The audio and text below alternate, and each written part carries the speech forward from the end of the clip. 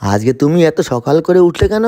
আজকে আমার যে অনেক কাজ বাড়িতে। তুমি শুধু বাড়িতে কাজই করো, সামনে যে পৌষ পার্বণ আসছে, কই পিঠে পুলি করলে না তো? তুমি আমায় ভালো কথাই মনে করে দিয়েছো। ঠিক আছে, আজকেই আমি চালের গুঁড়ি করতে যাব। আজকে তাহলে বাড়িতে কোনো কাজই করব না। হ্যাঁ, তুমি ঠিকই বলেছো। আজকে আমার মা বাড়িতে আছে, তুমি সব কাজ ফেলে রেখে আগে পিঠে করতে দেখি। কি তুমি সত্যি সত্যি আজকে রান্না বাড়ি না করে এখনই চালিগুড়ি করতে যাবে? না না, আমি রান্না বাড়া করে রেখেই যাব, কারণ ছেলে মেয়ে আর তুমি কি খাবে বাড়িতে।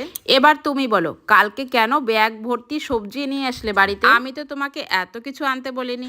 আরে কালকে বাজারে গেছিলাম, তার দোকানদাররা আমাকে ডেকে ডেকে বলে এটা নাও ওটা নাও, এটা নাও ওটা নাও, এই নিতে নিতেই আমার ব্যাগ ভর্তি হয়ে গেছে। তোমাকে তো দেখি দোকানদাররা খুবই ভালোবাসে। ঠিক আছে, খাবার দাবার রেডি থাকলো, তুমি ছেলে মেয়েকে নিয়ে খেয়ে নিও। আমি চালের গুঁড়ি করতে চলে গেলাম। আমাদের বাড়িটা যেহেতু পুরো গ্রামে, আর এখানে আমরা ঢেকিতেই চাল কুটি। সত্যি ঢেকিতে চাল কুটে পিঠে খাওয়া স্বাদই আলাদা। আর তোমরা কিভাবে চালের গুঁড়ি করো আমাকে জানিও। আমি কি কি পিঠে বানাবো সেটা তোমাদের পরের ভিডিওতে দেখাবো।